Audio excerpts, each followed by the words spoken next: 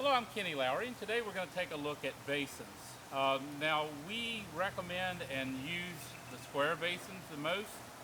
We do have round basins, but if you order from us and if you don't specify, you're going to get a square basin. We think the square basins are more rigid, more rugged, they're more versatile. There's more surface area in the square versus the circle, holds more water. The list goes on and on. And the supports for the square basins, if you watch the installation video, you'll see are cinder blocks. The supports for the round basins are those plastic cones there. Now, I don't have anything against those, but I prefer cinder blocks. I think cinder blocks support more weight. Most of the time it's what your house is built on, it's cinder blocks, so it's a very strong, very cheap material to use a cinder block support, and you can move that cinder block around inside of your basin. So if you're doing multiple items on one basin, you can put your individual supports directly under each, like on a set of 3 fountains, jars for instance.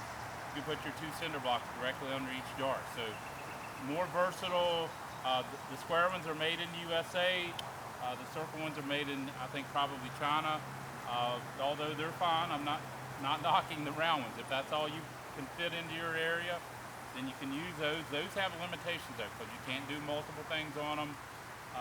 Maybe some fountains will splash a little bit too much for those, whereas the square ones have that surface area. Now, when you're determining to use a square one thing you have to remember, if you have like a 40-inch area and you think, okay, well, a 36-inch basin will fit in there.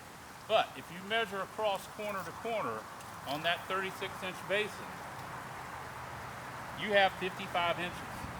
So that's not going to work in a 40-inch area. So just because you have 40-inch and you think, okay, well, this is 36 by 36, that doesn't mean that's going to work because of that corner-to-corner measurement. Also, these are actually, if you go over the lip, this is 39.5 inches. Now, if you're really putting this in and you're tight, and I've done this, you can take a circular saw and kind of zip off this corner lip right here. If you're really tight in there and you want to try to get an extra inch out of it, you can kind of cut that. It's not going to hurt it. So measure corner to corner. Like I said, this square 3 by 3 is going to be 55 inches. The square 2 by 2 is 37 inches. So even though it measures 2 feet by 2 feet this way, and you go corner to corner, you got to allow for that. The overall dimension on this, including the lip, is 27 inches. So it's a 2 by 2 area in here, but 27 inches overall, and then you have your corner to corner measurement. Same thing with this 4 by 4 basin.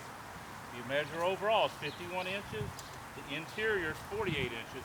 So when you measure corner to corner, you've got 72 inches. So make sure that you can fit that square into your area. Right now, I'll grab the camera and talk a little bit up close about these basins.